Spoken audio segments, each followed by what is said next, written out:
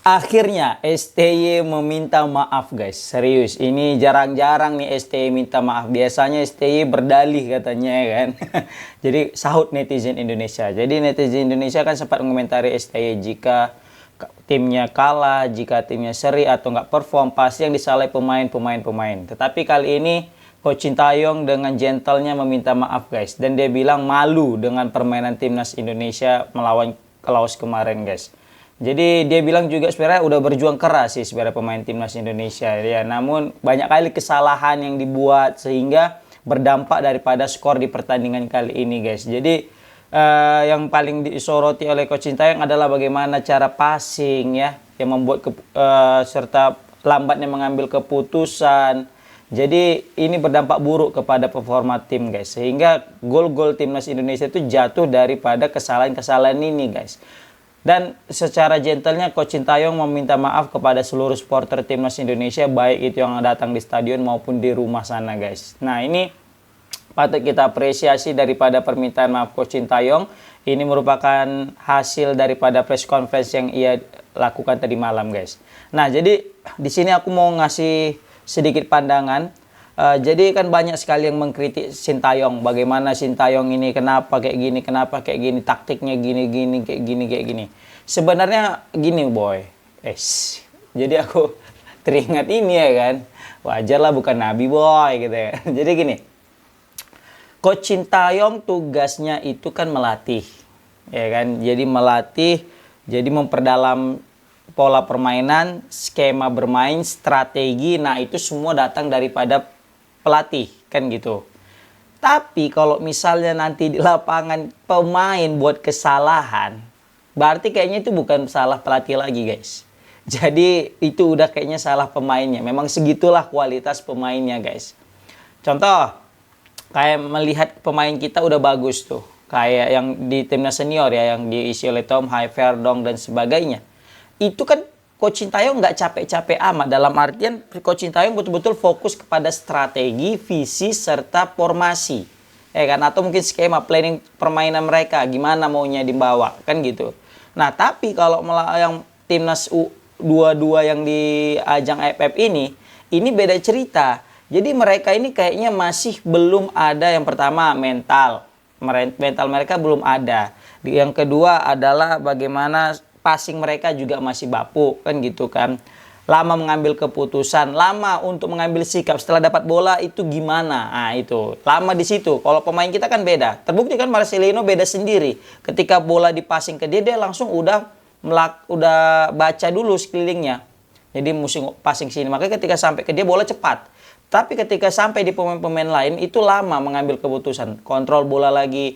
Mending kontrol bolanya bagus. Ini kontrol bolanya kadang juga berselema gitu kan. Jadi nggak masalah lah. Namanya juga masih pemain muda. Nah jadi ada lagi yang bilang, lah salah Coach Sintayong lah. Kenapa bawa pemain muda? Udah tahu ini AFF. Kan? Bawalah timnas senior yang main kemarin. Ini kan liganya masih berjalan. Ini kan masuk kalender FIFA. Jadi nggak mungkin lah kita panggil-panggil pemain-pemain yang bermain di liga-liga Eropa kan. Nggak mungkin dikasih klubnya. Lucu kali lah. Kan kecuali tadi masuk kalender FIFA baru. Ini nggak masuk disuruh-suruh main kan lah. Kacau kita. Baru ada lagi ngomen lah. Kalau kayak gitu pakai aja lah pemain senior daripada Liga 1.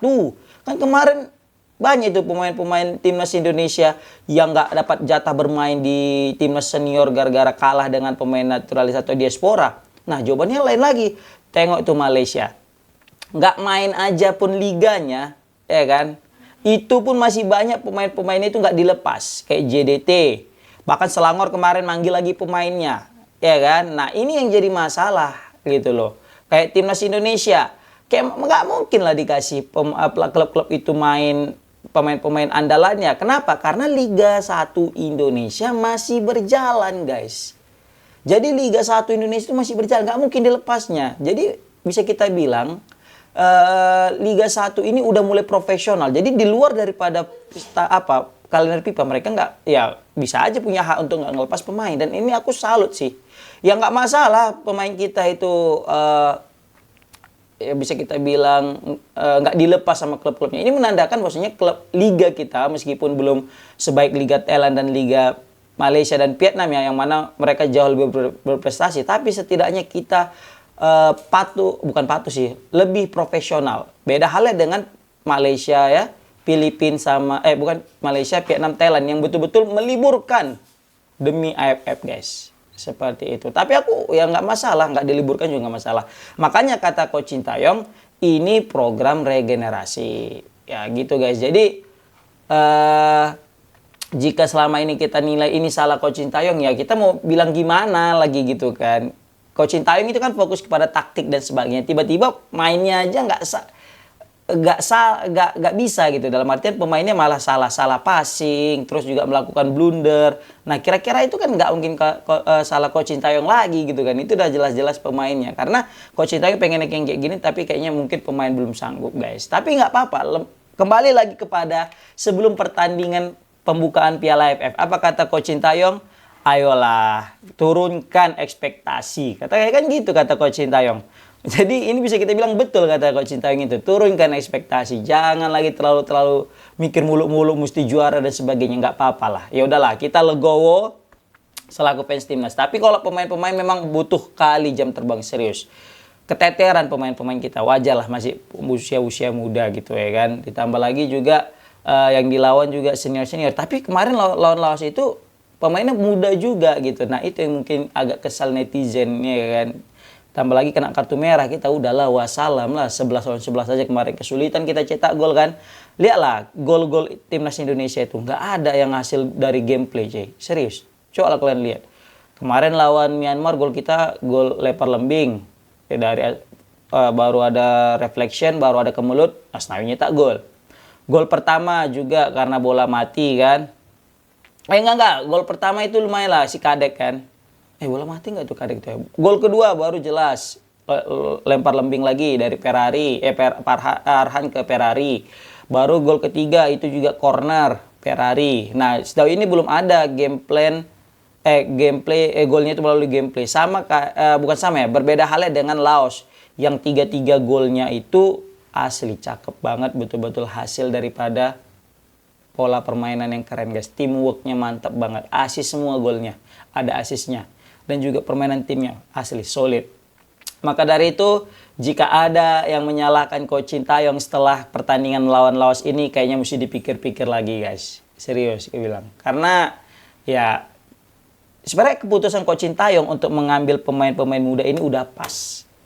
Ya pemain Liga 1 nggak mungkin diambil karena ada klubnya pasti nggak ngasih. Pemain diaspora juga nggak mungkin ngasih karena memang bukan di jadwal kalender FIFA. Ya jadi memang mesti pemain yang muda-muda ini yang diterapkan. Bahkan pemain-pemain muda ini pun klub itu sulit untuk melepasnya. Kayak Hoki Caraka pasti PSS Sleman butuh banget lah peran daripada Hoki Caraka. Arkan Fikri juga sangat dibutuhkan sama Arema Malang, ya kan. Tetapi ya itu masih bisa dilepas karena mungkin usia muda gitu kan. Ya kayak Rafa Strak aja juga mesti gara-gara Pak Erick Thohir itu kan yang punya koneksi dengan ke Brisbane makanya dilepas. Kalau enggak juga gitu. Maka dari itu apa yang sudah dilakukan Coach Sintayong itu sudah benar.